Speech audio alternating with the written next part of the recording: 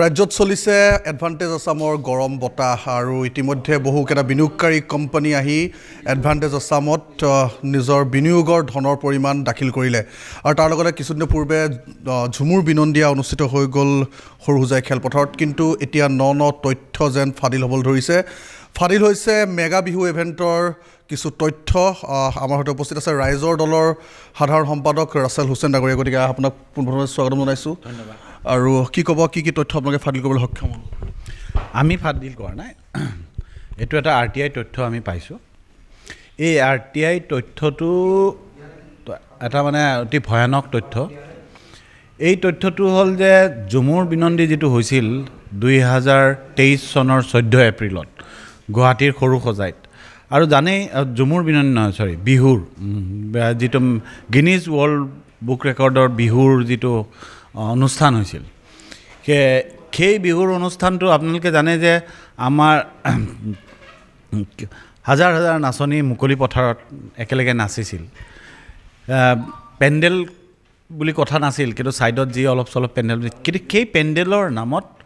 12.68 লাখ টকাৰ এটা ডাঙৰ বিয়াগম কেলেংকাৰী হৈছে কাৰণ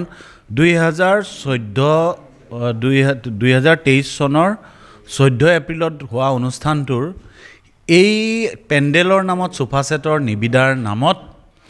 5 মাহ 17 দিন পিছত নিবিদা আহ্বান কৰিছিল চৰকাৰে অসম লোক নিৰ্মাণ বিভাগে 5 মাহ 17 দিন পিছত নিবিদা আহ্বান কৰি তিনিজন ব্যক্তিক কাম দিয়া হৈছিল আৰু নিবিদা অনুষ্ঠান হৈ গৈছে তাৰ 5 মাহ 17 দিন আগত আৰু 5 মাহ 17 দিন পিছত নিবিদা কিয় আহ্বান কৰিলে আৰু আহ্বান কৰিছে কাক দিছে নিবিদা 15খন টেণ্ডাৰ ওলাইছিল 15খন টেণ্ডাৰতে কিন্তু এজন পাৰ্টিচিপেণ্ট আছিল এটা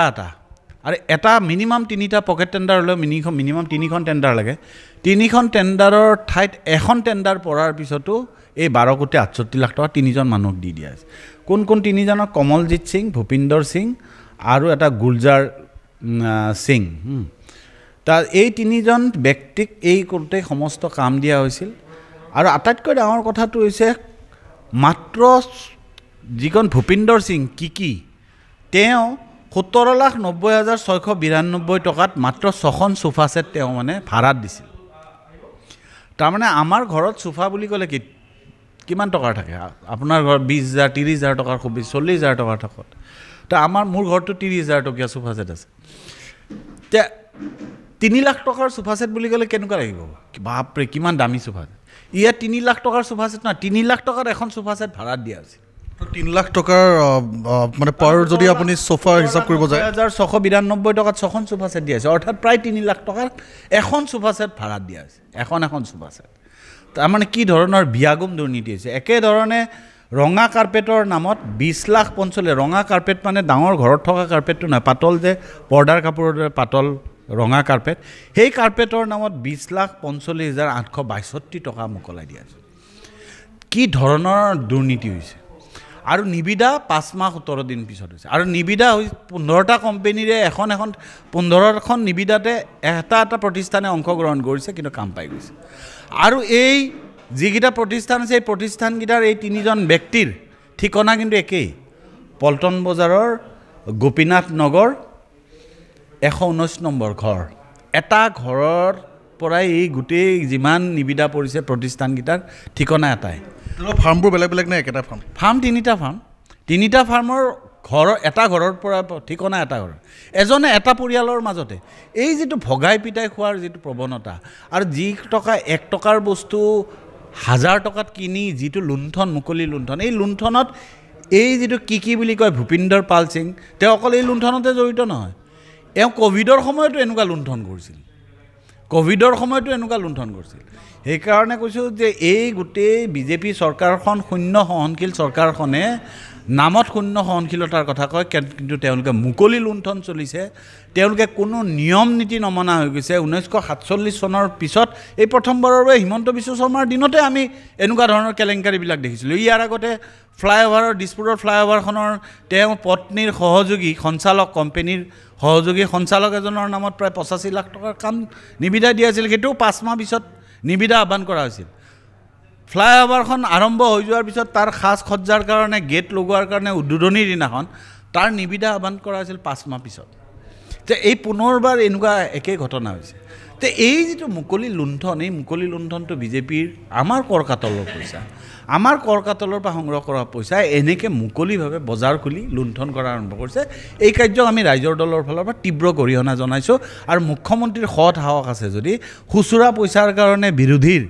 নেতাক ইডি CBI লগাই জেলত ভৰোৱাই বিজেপি চৰকাৰৰ সৎ সাহস আছে যদি ইয়াৰ বিৰুদ্ধে তেওঁলোকে এনকুৱাৰী দিয়ক যদি সাহস আছে যেহেতু এটা টকা উল্লেখ আছে 12,48 লাখ গতিকে ইয়াত তিনিওজনৰ মিলাই গোটেই সম্পূৰ্ণ তিনিজনৰ মিলাই এজনক 7,67,56,764 দিয়া হৈছে এজন হ'ল কমলজিৎ সিঙক কমলজিৎ সিঙৰ ফাৰ্মটোৰ নাম হ'ল কেপিটেল অভাৰলিজ ঠিক আছে ঠিক তেনেকৈ ভূপিন্দৰ সিং যে আছে ভূপিন্দৰ সিঙক দিয়া হৈছিল 4,31,12 টকা আৰু এই তেওঁক দিয়া হৈছে আকৌ ঠিক আন এটা তেওঁলোকৰে ফেমিলিৰ যে কি গুৰজাৰ সিঙক দিয়া আছে হোৱাইট ড'ৰ ইভেণ্টছে 70,20,680 টকাৰ এই তিনিটা মিলি 12,68,00,000 টকাৰ ছিংগল টেণ্ডাৰত এটা ঘৰৰ কোঠা 119 নম্বৰ কোঠাৰ পৰাই গোটেইকেইটা প্ৰতিষ্ঠানৰ এড্ৰেছ ঠিকনা তাৰ পৰাই তেওঁলোকক কামটো দিয়া হৈছে মুকলি লুণ্ঠন বিহু অনুষ্ঠিত হৈ গ'ল গিনিজ বুক ৰেকৰ্ডৰ কাৰণে অনুষ্ঠিত হৈ গ'ল 2023 চনৰ এপ্ৰিল মাহৰ 14 তাৰিখে আৰু নিবিদা আহ্বান কৰা হ'ল 2023 চনৰ ছেপ্টেম্বৰ মাহৰ 30 তাৰিখে এয়া মুকলি লুণ্ঠন মুখ্যমন্ত্ৰীৰ যদি সৎ সাহস আছে মুখ্যমন্ত্ৰী যদি এই কেলেংকাৰীৰ লগত নিজে জড়িত নহয় তেতিয়াহ'লে তেখেতে এনকুৱাৰী দিয়ক ঝুমুৰ বিনন্দীৰ লগত এই তিনিজন ব্যক্তি জড়িত আছে ঝুমুৰ বিনন্দীটো আমিতো শুনিছোঁ যে তেওঁৱেই আমি নাজানো কিন্তু আমি শুনিছোঁ যে এইবাৰো তেওঁক ঝুমুৰ বিনন্দীৰ কামটো তেওঁকে দিয়া হৈছে এডভান্টেজ আছামৰ কামটোও তেওঁকে দিয়া হৈছে এইটো আমি শুনিছোঁ আমাৰ হাতত তথ্য নাই পিছত আকৌ RTI কৰিব লাগিব RTI কৰি এইবিলাক ওলাব লাগিব কিন্তু এইটো হৈ গ'ল RTIৰ ভিত্তিত তথ্য এইবোৰ হৈ গ'ল ৱৰ্ক অৰ্ডাৰ এইবোৰ চব ৱৰ্ক অৰ্ডাৰ তো মুকলি লুণ্ঠন আৰু এয়া কোনো ৰাইজৰ দলে কোনো বিৰোধী কাৰণে শাসকীয় দলক আক্ৰমণ কৰিবলৈ কোৱা নাই এয়া তথ্যৰ ভিত্তিত কোৱা হৈছে RTIৰ তথ্যৰ ভিত্তিত কোৱা হৈছে